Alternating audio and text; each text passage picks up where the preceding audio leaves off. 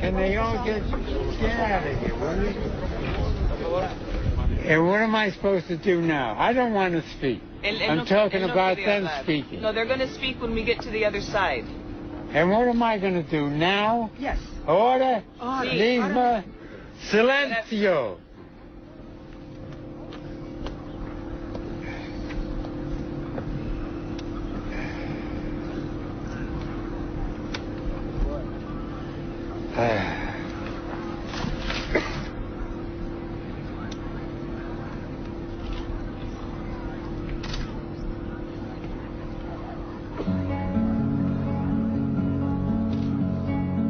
Far and wide as the eye can wander, Pete and more are everywhere. Not a bird sings out to cheer us, oaks they stand so gaunt and bare. Y ahora We are the people yo soldiers, comunicar con ellos, marching with our los spades americanos to the y morn. los internacionales. I call them my dead, Los llamo mis muertos. and I've had them in my heart for 67 years. Y han estado conmigo en mi corazón por 67 años. Salud, camaradas. Soldiers marching with our spades to the morn. Still for us there is no complaining. Winter cold in time will pass. One day we will cry rejoicing. Homeward bound we'll be at last. Then the Peatbog soldiers won't be marching with their spades to the morn.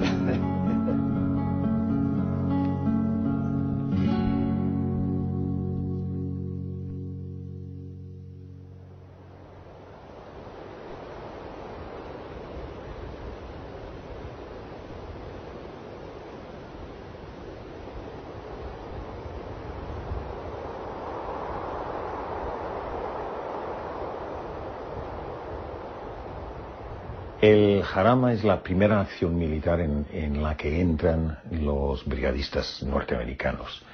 El primer contingente de voluntarios zarpa de Nueva York en diciembre del 36, llegan a España en enero, se van a recibir un entrenamiento militar y antes de terminar el periodo de entrenamiento son despachados al Jarama. Entonces los brigadistas se enfrentan en el Jarama contra tropas españolas, facciosas, contra tropas alemanas y contra tropas moras. David Smith, David Smith, last name. un paso al frente, todos los demás a los camiones. Así que allí nos quedamos plantados 8 de nosotros, cada uno de un país. Bueno, ¿y ahora qué? Vosotros sois la retaguardia en Morata de Tajuña. No, grité, tenemos que ir al frente.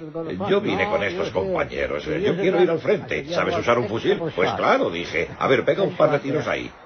Los pegué y creo que al otro día ya era la gran ofensiva. Y se suponía que todo estaba listo. Los aviones, la artillería, todo. Nos levantamos muy temprano. Las 6, las 7, las 8 de la mañana. Un solazo, un calorazo. ¿Y cómo se llamaba? Riordan se me acercó y me dijo, mira, aquí la cosa está muy jodida.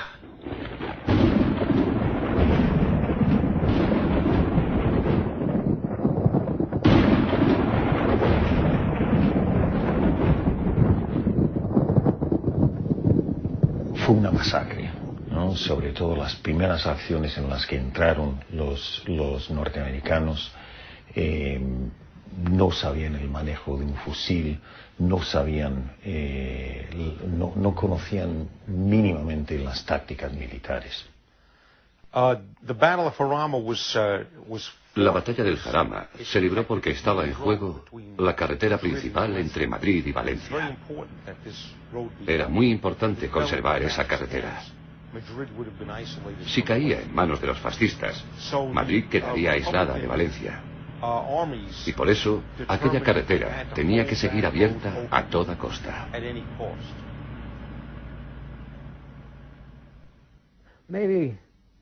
Debíamos de estar a unos 200 metros de las líneas enemigas a campo abierto, con solo unos cuantos olivos de por medio. Desde donde yo estaba se veía todo. Uf, y vaya armamento que tenían. Ametralladoras a montones. Te podían hacer pedazos. Para acabar con ellos hacía falta artillería, cañones antitanque u otros materiales que nosotros no teníamos. Así que nos frenaban cada vez que intentábamos una ofensiva. En el Jarama, lo peor para los de la Lincoln fue que nunca antes habían visto una guerra. Y aquello fue un bautismo de fuego, un estreno sangriento. Fue penoso. Los compañeros heridos pedían ayuda a gritos y uno sin poder hacer nada. Allí estábamos tumbados en las trincheras. Y recuerdo a uno que había caído. Creo que se llamaba Klein, llorando y gritando a unos 40 metros de nosotros todo el santo día. Un horror. Por fin, al atardecer, pudimos traerlo a nuestro lado. Y recuerdo que tuvieron que amputarle un brazo. Sobrevivió. Ese fue el primer ataque. There's a valley in Spain called Jarama. It's a place that we all knew so well. It was there that we offered our manhood, where so many of our brave comrades fell. Now we're far from that valley of sorrow, but it's a memory we'll never forget. In the midst of the struggles around us, let's remember our glorious dead. We are proud of the Lincoln Battalion and the fight for Madrid that it made.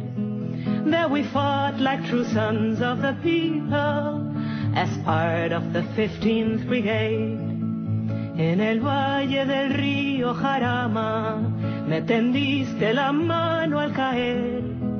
Entre olivos, tomillo y romero, compañero, tus ojos cerré.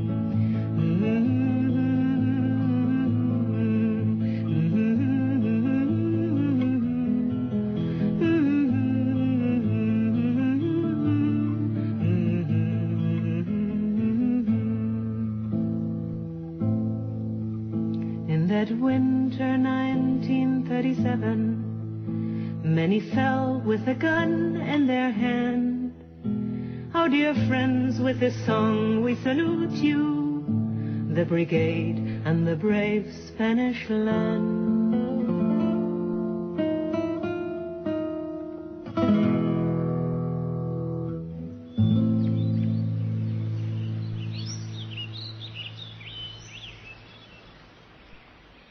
Una vez asumidas tantísimas bajas, lo primero que hicieron fue indignarse con los oficiales que habían planeado aquella masacre por haberles permitido entrar en batalla.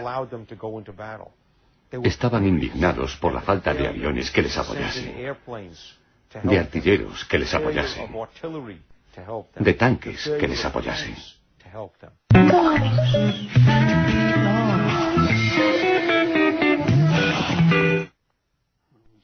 La República Española no tenía de casi nada.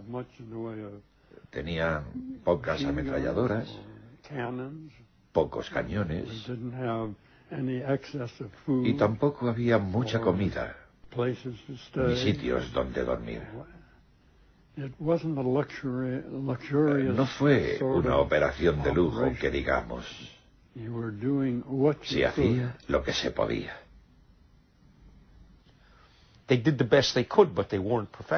Hicieron cuanto estuvo en su mano, pero no eran militares profesionales. Ahora bien, la experiencia y el entrenamiento que les faltaba lo compensaban con su fe, su pasión y su ánimo.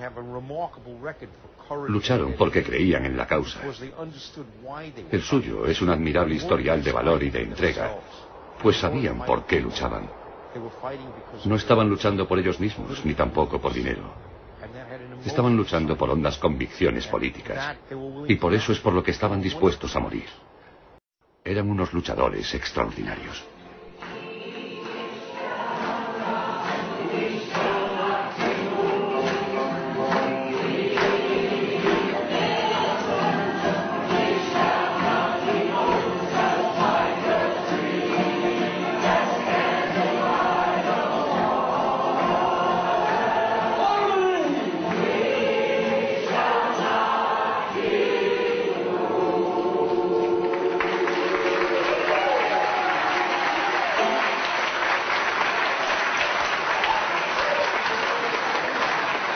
Estoy contenta de que me hayan dado estos dos textos que quiero compartir con vosotros. Son de los favoritos de Moe y Milton. Paul Dowse visitó el frente para cantar y saludar a un pequeño grupo de compatriotas. Entre ellos Oliver Lowe, un capitán afroamericano. Era un capitán en el Ejército Popular de España. Un coronel americano que visitaba la brigada le preguntó arrogantemente: ¿cómo te atreves a llevar un uniforme de capitán? Y Oliver Lowe, muy tranquilo, dijo: era un artillero en el ejército norteamericano, porque era negro.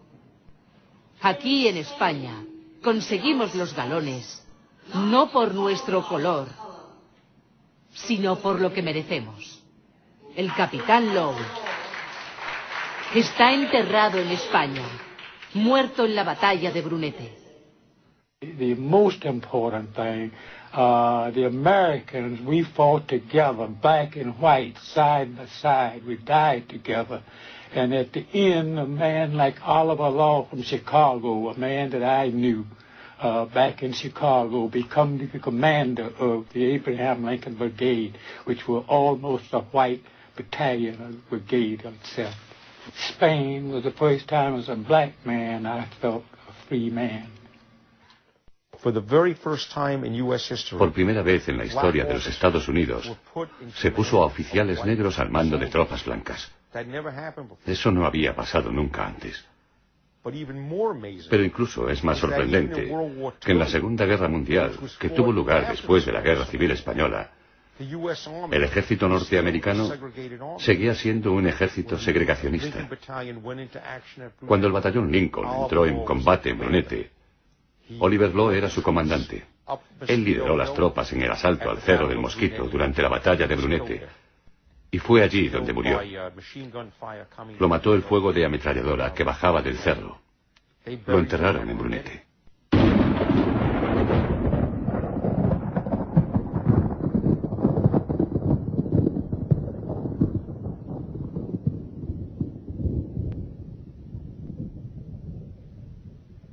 En el 18 de julio, en un patio de un convento, el Partido Comunista formó el 5º regimiento. Venga, jaleo, jaleo, sueño de un ametrallador, y Franco se va a paseo, y Franco se va a paseo. How about that? I'll do a sketch of you.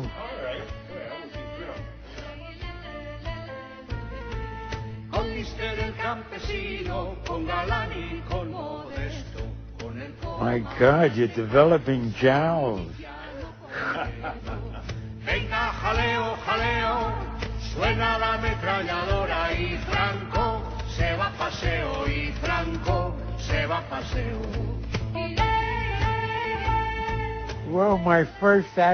Yo allí lo que quería era luchar.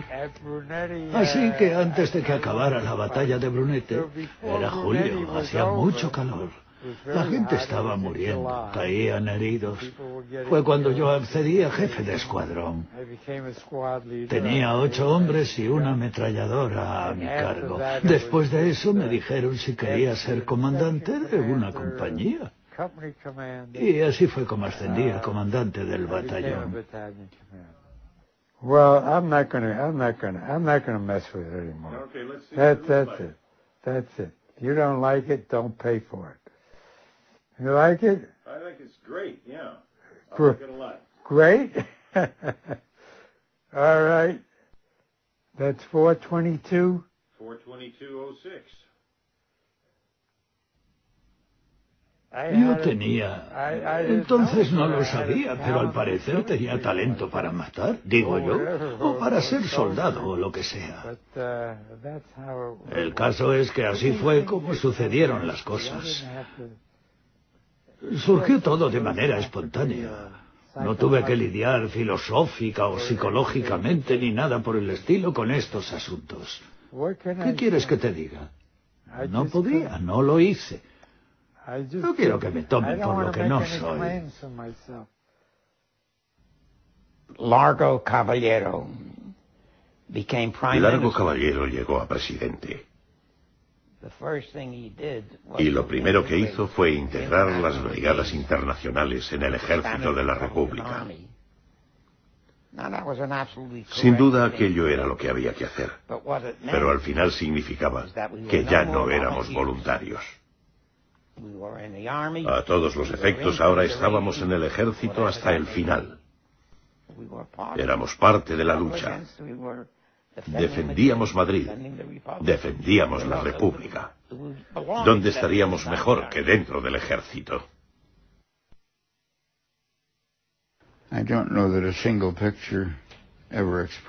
No sé si una sola fotografía puede expresarlo, pero una que me gusta mucho es una que ilustra la fatiga que los voluntarios, cualquier ejército, experimenta después de una marcha, cuando tienen un momento para descansar. Hice esta foto en una estación, donde uno de los compañeros está tumbado en los rieles, usando uno de ellos como una almohada. Una buena foto de la fatiga y extenuación unida a la batalla, al cambio de posiciones, cargando, retirándose. La guerra, madre, la guerra, mi casa sola y sin nadie, mi almohada sin aliento. La guerra, madre, la guerra, mi almohada sin aliento. La guerra, madre, la guerra. La vida, madre, la vida. La vida para matarse. Mi corazón sin compañía. La guerra, madre, la guerra. Mi corazón sin compañía. La guerra, madre, la guerra. ¿Quién mueve sus hondos pasos en mi alma y en mi calle? Cartas moribundas muertas. La guerra, madre, la guerra. Cartas moribundas muertas. La guerra, madre, la guerra.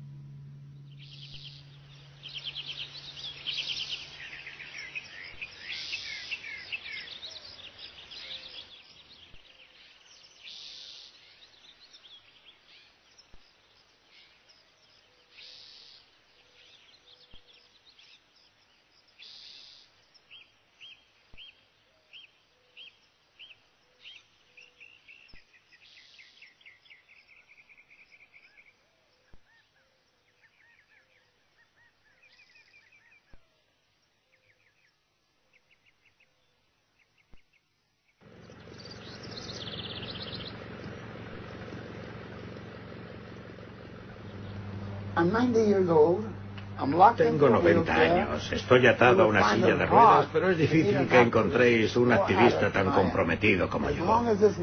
Mientras esta boca pueda comer y hablar, tenga un cerebro que piense y tenga una silla de ruedas, voy a ser un activista. Estaba atado a mi silla en casa y me dije a mí mismo, ¿cómo puedo levantarme y hablar a la gente? Una forma sería si tengo un coche con un micrófono y puedo ir por las calles diciendo lo que quiero. Y de repente, esta idea creció en mí. Y pensé, esto es espléndido. El Peace viajando alrededor del pueblo durante los próximos años creará escuela. El Peace servirá para que los activistas hablen a través del micrófono. Lo que tenéis ahora es una herramienta para la paz.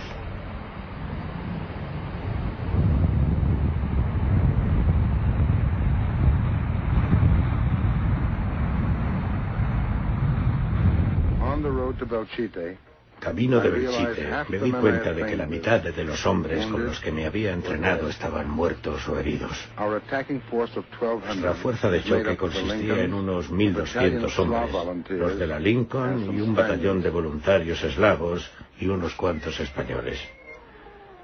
No tardaríamos en averiguar que Belchite lo defendía una guarnición de 2.500 fascistas bien armados y bien pertrechados por los alemanes.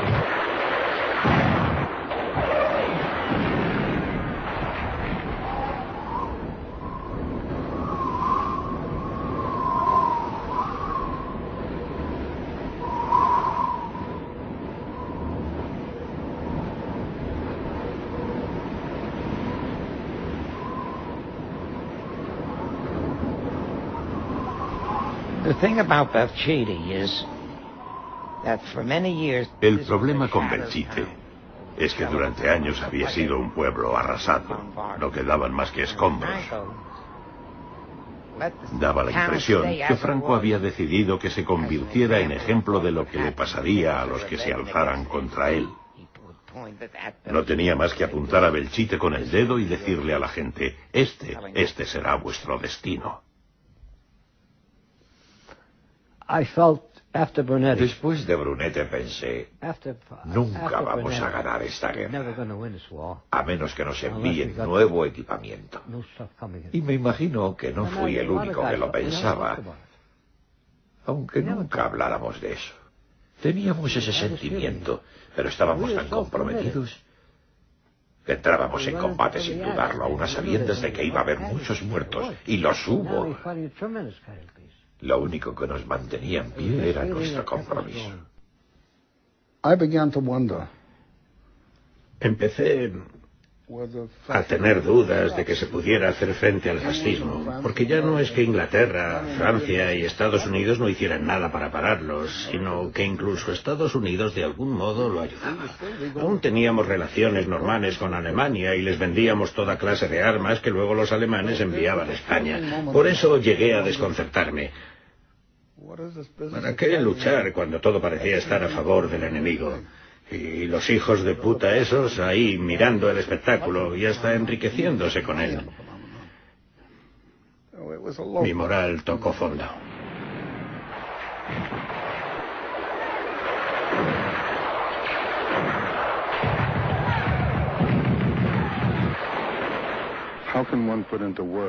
¿Cómo expresar con palabras los gritos de los moribundos? El olor agridulce de la pólvora y de la carne podrida, el hambre acuciante y la sed y el miedo que no cesa.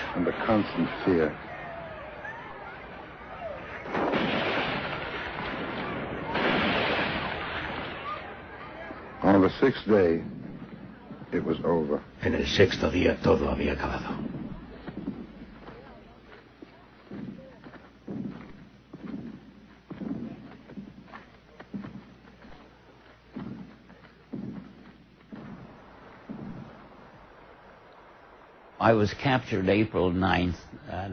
Los italianos me capturaron el 9 de abril de 1938, cuando acababa de llegar al Ebro. Yo estaba debajo de un viaducto y dudaba si meterme en el agua. Soy un buen nadador, y cruzar a nado. Cuando me estaba metiendo, una patrulla italiana salió de entre los arbustos y me rodeó. Me llevaron preso a San Pedro de Cardeña, que está cerca de Burgos, por entonces capital de la España franquista. Y allí es donde pasé la mayoría del tiempo. Miles y miles de prisioneros en columnas interminables.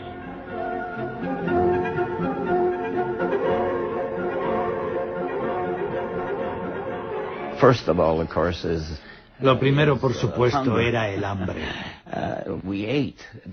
Comíamos en el patio. Para llegar al patio teníamos que bajar las escaleras en parejas. A medida que se pasaba por la puerta, a un lado estaba un carcelero, Tanky, y al otro lado había otro, Sticky. Y a veces te dejaban pasar y otras veces te molían a golpes. Simplemente te pegaban. Repartían palizas sin motivo. Una vez me acusaron de quedarme sentado en misa. Por lo mínimo te llevaban al calabozo, a la sala de tortura, como le llamaban. Y allí había 7 esperándote. Sticky, Tanky y otros 5, armados de varas o correas con las que te golpeaban. En esas ocasiones eras como un niño. Sabías que no eras más que un niño. Nuestra organización clandestina era muy buena. De hecho, organizábamos lo que llamábamos un Instituto de Estudios Avanzados de San Pedro. Todo el que tuviera algo que enseñar daba clase. Naturalmente teníamos tiempo de sobra para pensar la mayor parte del tiempo. Así que salí de allí con las ideas bien claras sobre cuál debía ser mi filosofía de vida. Yo diría que nos las apañábamos para seguir la lucha en la cárcel a base de hacer y pensar cosas positivas. El bando rojo conoce lo que se prepara en tierras valencianas y decide jugarse sus últimas posibilidades, iniciando una batalla que quedará unida para siempre al nombre del río Ebro. Una masa de ataque organizada en 10 divisiones perfectamente dotadas de todos los medios bélicos logra infiltrarse, cruza el río entre el sector de Amposta y Gandesa y aplasta los puestos nacionales en esta última población. Yo era el comandante de la segunda compañía en el frente del Ebro y entramos en combate en los cerros, que estaban plagados de tropas fascistas. Nosotros esperábamos órdenes. Allí estaba también el comandante Wolf al mando del batallón. Él fue quien le ordenó a un pelotón que subiera a ver si podía dar cuenta de las ametralladoras, lo que en mi opinión fue una estupidez, porque los fascistas tenían cubierta toda el área con unas 6 ametralladoras que lo arrasaban todo. La compañía subió de todos modos y acabó diezmada. Yo estaba cubierto con los míos cuando le oí gritar a Wolf: Smith, lleva a tus hombres ahí arriba. Y me dije, este está loco. Así que le contesté, tengo que hablar contigo. Me levanté para hablar con él y fue entonces cuando me dieron un balazo en el hombro. Así se acabó el combate para mí. Fue, según todos los testimonios, un miserable fiasco. Por desgracia, habían mandado a nuestras tropas en tanques y se suponía que iban a recibir apoyo aéreo y de otras fuerzas. Pero simplemente no hubo coordinación, se perdió la batalla y aquel fue, en verdad, el comienzo de la retirada.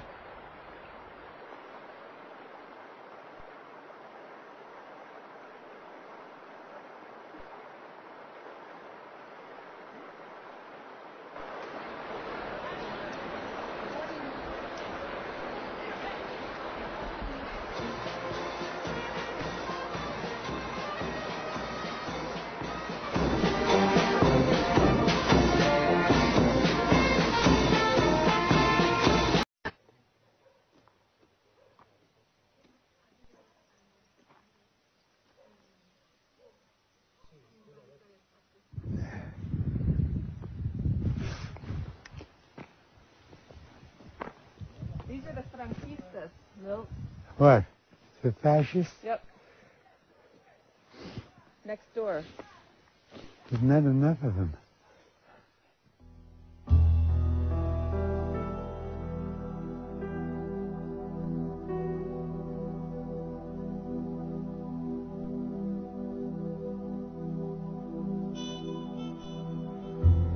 Even if you lose the battle, aunque pierdas la batalla, you are affecting tus actos positively tienen un efecto positivo en la gente y los gobiernos de todo el mundo. It's not always visible. No siempre se aprecia a simple vista, pero te da la sensación de que es una causa justa y que merece la pena luchar por ella. ¿Sabes? Aún me cuesta aceptarlo. Sabíamos que España, que nosotros nos acabaríamos yendo, pero que los españoles se quedarían allí.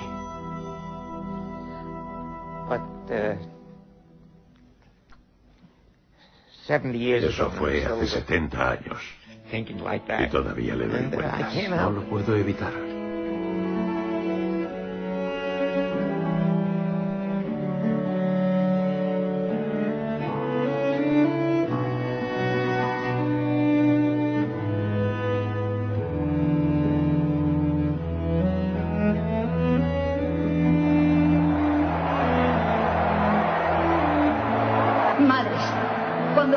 Pasen y las heridas de la guerra se vayan restañando, habladles de estos hombres de las brigadas internacionales.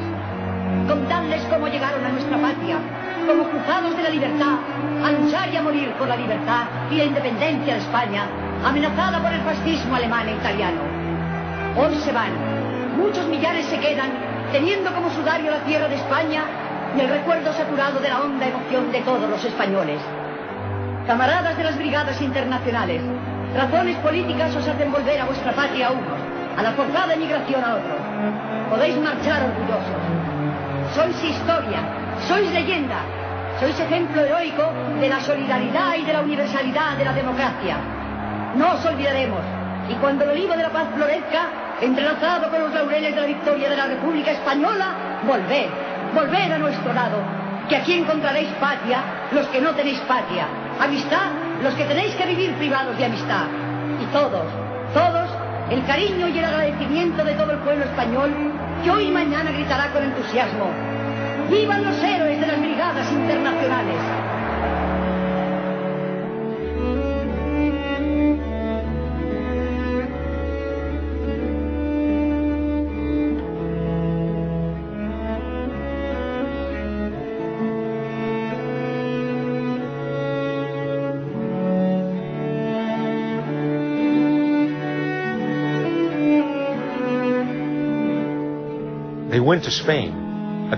Al ir a España, estaban quebrantando la ley, así que eran criminales.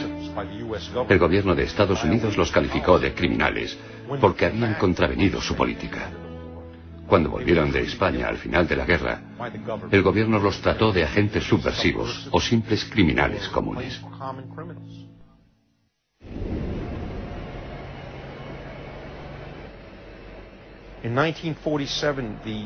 En 1947, el Departamento de Justicia del Gobierno de Estados Unidos elaboró una lista de organizaciones subversivas. La Brigada Lincoln aparece 2 veces en esa lista.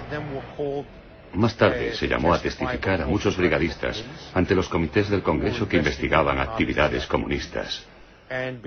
Y como se negaron a cooperar con el gobierno, a muchos los condenaron a la cárcel. Las sesiones del Comité de Actividades Antiamericanas de la Cámara de Representantes y del Comité del Senado, que dirigía Joseph McCarthy, tuvieron un amplio eco y arruinaron las vidas de muchas personas. Perseguidos por su activismo, 8 de los brigadistas fueron condenados por cargos que iban desde el desacato hasta la sedición.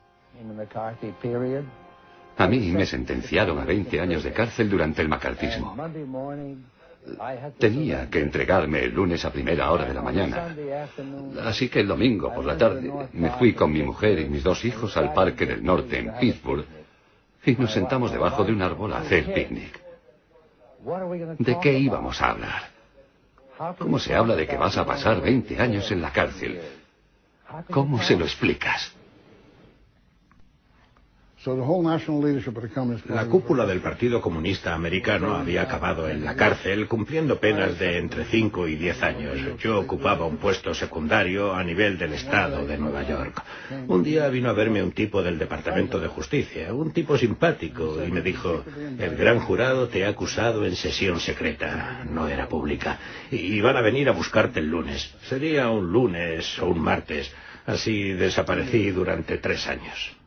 A cualquier simpatizante de la izquierda lo calificaban de comunista, con lo cual perdía automáticamente su trabajo y lo acosaron.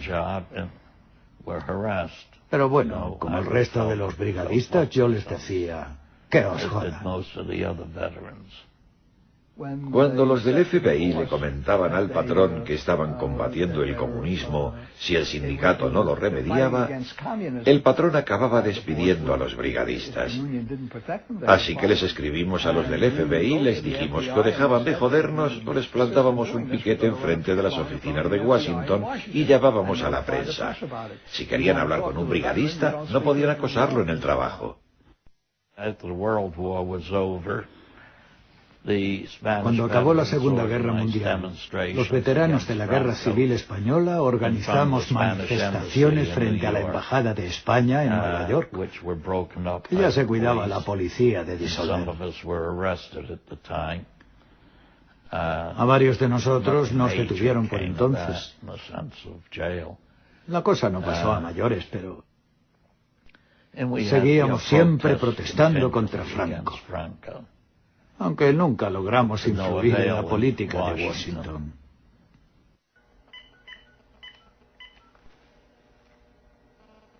Yes, hello. I'm calling from Alba, returning your call, Mr. Golden. I just wanted to let you know that the event is taking place. That's where the entrance to the main hall is. April 30th. And East 7th Street. Yeah, there's a little park in front of it.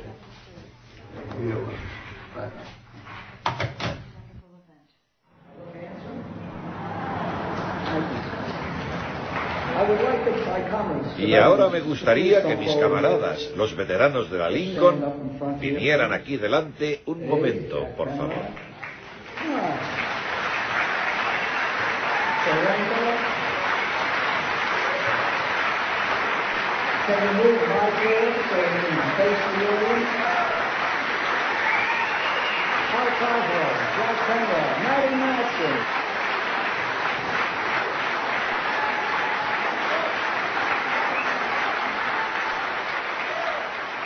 La brigada Lincoln, los brigadistas, significan el compromiso sin fin, la lucha eterna, ¿no? La búsqueda continua y constante de la justicia, cueste lo que cueste. Y en ese sentido suponen, no tanto para el pasado como para el futuro, un ejemplo de dignidad, de coherencia, de compromiso, de lo mejor que puede ofrecer la humanidad, ¿no? Esa lucha por la justicia, por la humanidad. Ya es hora de poner fin a la guerra de Irak. Es hora de que vuelvan a casa nuestras tropas. Más de 2.000 norteamericanos muertos en Irak y más de 15.000 han sido heridos. No quiero hacerme ilusiones. No vamos a detener tan fácilmente esta guerra. Para mí se trata tan solo de plantar las semillas, de hacer que la gente piense. Verás que nos dirigimos más a las emociones que al cerebro, cosa que me parece necesaria. Es para siempre, coño, es para siempre.